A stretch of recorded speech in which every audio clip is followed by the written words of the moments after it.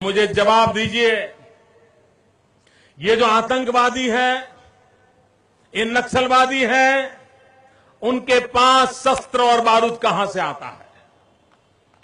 वो तो विदेश की धरती से आता है और सीमाएं संपूर्ण रूप से आपके कब्जे में है।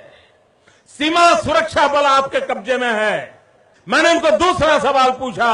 हमने कहा आतंकवादियों के पास धन आता है, हवाले से आता है, पूरा मनी ट्रांजैक्शन का कारोबार भारत सरकार के कब्जे में है, आरबीआई के अंडर में है, बैंकों के माध्यम से होता है। क्या प्रधानमंत्री आप इतनी निगरानी नहीं रख सकते कि ये जो धन विदेश से आकर के आतंकवादियों के पास जाता है आपके हाथ में है, आप उसको क्यों नहीं रोकते हैं? मैंने तीसरा सवाल उनको पूछा कि विदेशों से घुसपैठिए आते हैं, घुसपैठिए आतंकवादियों के रूप में आते हैं, आतंकवादी घटनाएं करते हैं, भाग जाते हैं। प्रधानमंत्री जी आप मुझे बताइए, सीमाएं आपके हाथ में है, कोस्टल सिक्योरिटी आपके हाथ में है, बीएसएफ सेना सब आपके हाथ में है, नेवी आपके हाथ में है, ये विदेश से घुसपैठिए कैसे घुट जाते हैं? मैंने चौथा सवाल पूछा, सारा कम्युनिकेशन भारत सरकार के अंडर में है।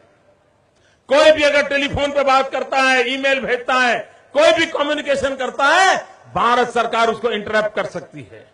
इंटरप्ट कर करके जानकारियां पा सकती है कि आतंकवादी गतिविधि के अंदर कौन सा कम्युनिकेशन चल रहा है और आप उसे रोक सकते हो। मैं पूछना चाहता हूं प्रधानमंत्री जी को, इस विषय में आपने क्या किया है? मैंने पांचवा सवाल उनको पूछा कि आप विदेशों में जो आतंकवादी भाग चुके हैं, जो लोग विदेश में बैठ करके हिंदुस्तान में आतंकवाद की घटनाएं कर रहे हैं, उनको प्रत्यारोपण के द्वारा हिंदुस्तान लाने का हमें अधिकार होता है।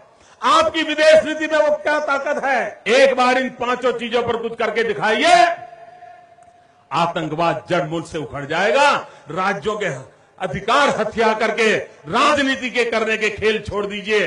भाइयों बहनों, दिल्ली की सल्तनत के पास मेरे इन सवालों के जवाब नहीं है। दिल्ली की सरकार में वो सीना नहीं है, 46 इंच का सीना लगता है दोस्तों, तब जाकर